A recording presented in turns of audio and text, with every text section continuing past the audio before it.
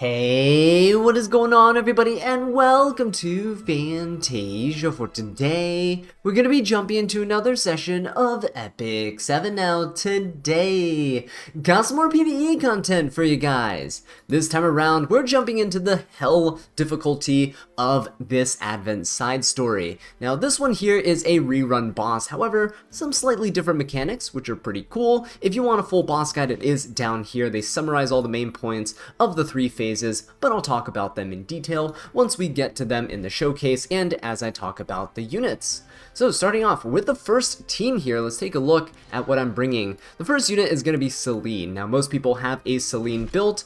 She is here with pretty high damage, and mine's a bruisery build because that's what I use in PvP. I don't tend to change my PvP builds for PvE content, but I do have her on her own artifact here, which allows her to increase combat readiness and gain attack. The self-attack buff is really good for the damage output.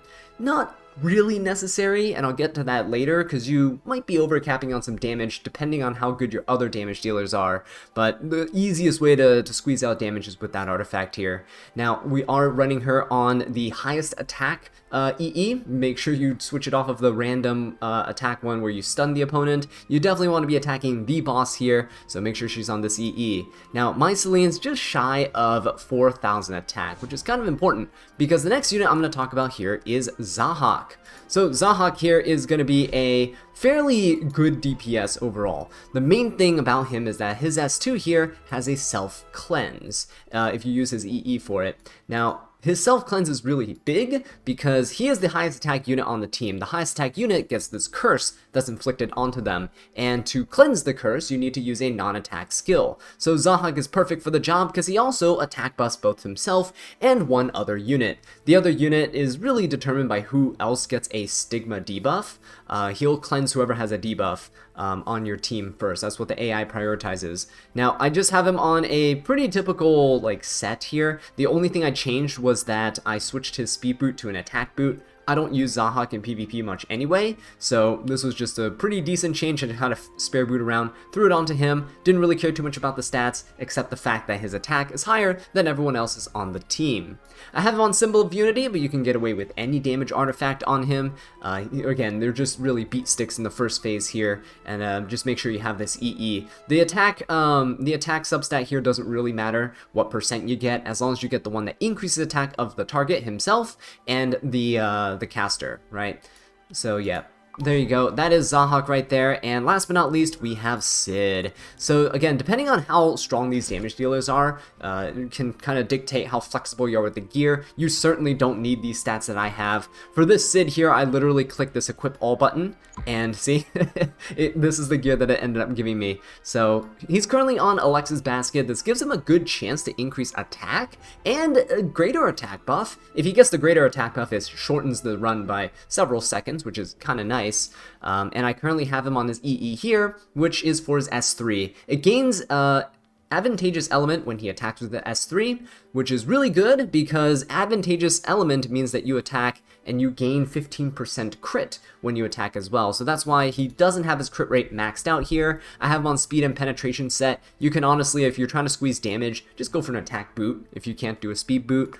This was just an equip all type of thing that I did. You don't really need a speed imprint too. You can also self imprint for crit chance if you really want to help ease up on the gear requirements as well.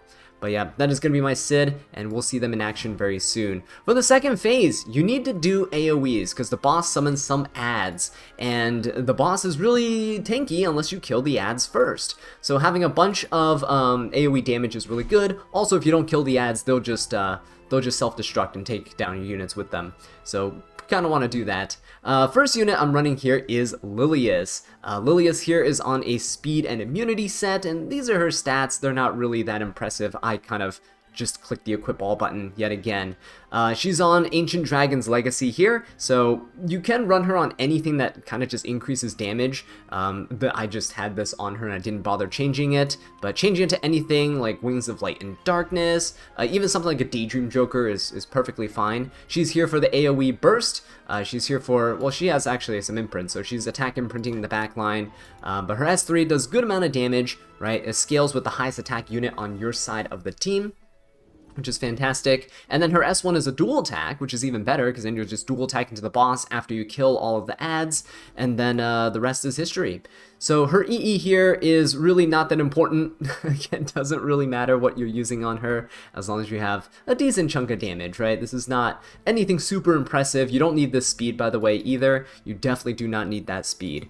So yeah, moving on here, we have Bellona and Vivian. Now, you're going to notice that I'm only getting 2 Earth people here, and I only get a 20% HP buff. HP buff here isn't really that important, so it doesn't matter if you're using all the same elements or not. For the first team, we had a speed bonus, which is why I did decide to go for 3 Earth units, and we'll talk about the last team later, but you definitely want that attack bonus there for the fire.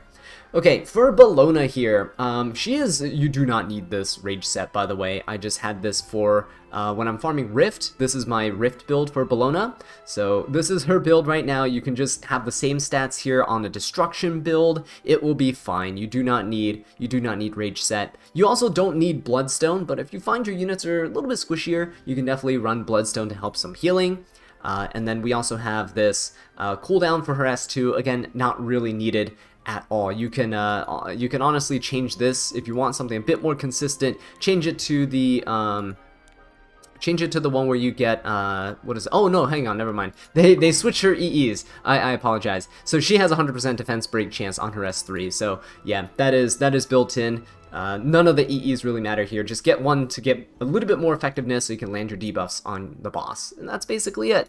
She's a good damage dealer with her AoEs. She can defense break. She has 2 AoEs, right? S2 and S3. So she's very strong at clearing waves of mobs. And then same goes for Vivian. Her S2 is very powerful. Now, I have her on the cleansing EE. Or sorry, not the cleansing EE, the combat readiness EE. She gains 50% once she has 3s, so she gets to buff the entire team for attack. My Vivian is going to buff the attack of La Bellona, which is going to increase her damage output, which is kind of nice. I have her on Time Matter as well. Again, not necessary. You can run her on a variety of different artifacts that boost some damage of some sort, and I have her on a really terrible destruction and torrent set. You do not need torrent set. You can run crit, you can run anything you'd like, right? As long as you have some decent chunk of damage. Mine's pretty slow as well. I know a lot of people run faster Vivians. It can work, just gotta tune it to your needs. So Vivian here is pretty nice for clearing the waves of mobs with her S2, and then when she kills a wave of mobs, she'll do an extra S2, just chipping away at the boss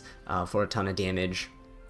Alright, so for the third phase here, third phase, the boss is pretty annoying, but the one thing to keep in mind is you can actually CR manipulate the boss. You can push them back and everything like that. So Elagos actually is my go-to unit here. I happen to have him 6-starred, so I just went with it. I actually don't even have an EE for him. That's how little I actually use him.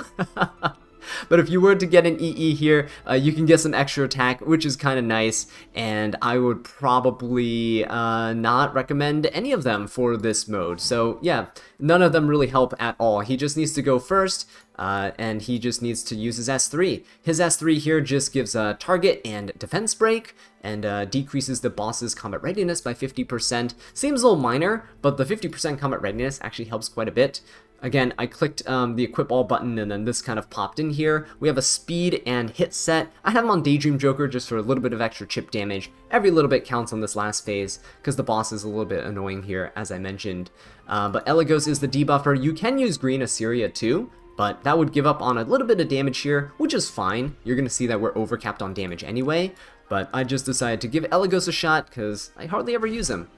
Alright, next up is Melissa. Speaking of a unit I never use, but I absolutely love Melissa and her design. One of my favorite characters back in the day when I was first starting to play. But Melissa here, she is a pretty decent damage dealer. I clicked the equip all button, got some attack sets and crit sets here, not bad, and got Daydream Joker as well. So Daydream Joker, again, just chipping away at the boss, even though the effect of Daydream Joker and things that scale with HP, like the boss's max HP, is halved, it's still pretty good, right? 1.5% of the boss's max health every time you attack is pretty sick. Melissa actually gets to go twice. When she has 3s, she can follow up with an S2, so I actually gave her this EE, where she increases her attack when she has 3s, so the follow-up hit with the S2 actually deals more damage. and that's about it. She's just going to be a beat stick here, and she'll do quite well overall, given that Sirmia is actually going to be the cleanup unit. A lot of people are going to be using Sirmia as the main nuke, and then you can run other units like Carmen Rose and stuff like as a cleanup unit. Any DPS unit that goes afterwards can be a cleanup unit, but my Sirmia here is on Rage and Pen set. You probably don't need Rage and Pen if she's not your primary damage dealer, but you see my Melissa as the primary damage dealer still works on attack set. You don't need Rage at all. You just got to make sure you get a bit more stats, right? You can probably go Destruction and get higher attack than I have here and still do, you know, almost roughly equal damage. Daydream Joker is the artifact, again, just to increase some damage here. And then I have her on this EE. It doesn't really matter what EE you have, you just want the extra attack here, because she's not really going to take a second turn for me. She's just going to nuke once, and it's done. So yeah, again, these stats, these pieces of gear, they're all just for my other things like expeditions and stuff, so you do not need these types of stats. I'm just showing you what they look like, so you have a rough, like, kind of gauge of what they're going to do in combat here. So going to the first phase, you see the non-attack skill comes out. Celine's just going to hit, and that's what a big chunk of damage. Every 1/3 of the boss's health is going to rotate your teams.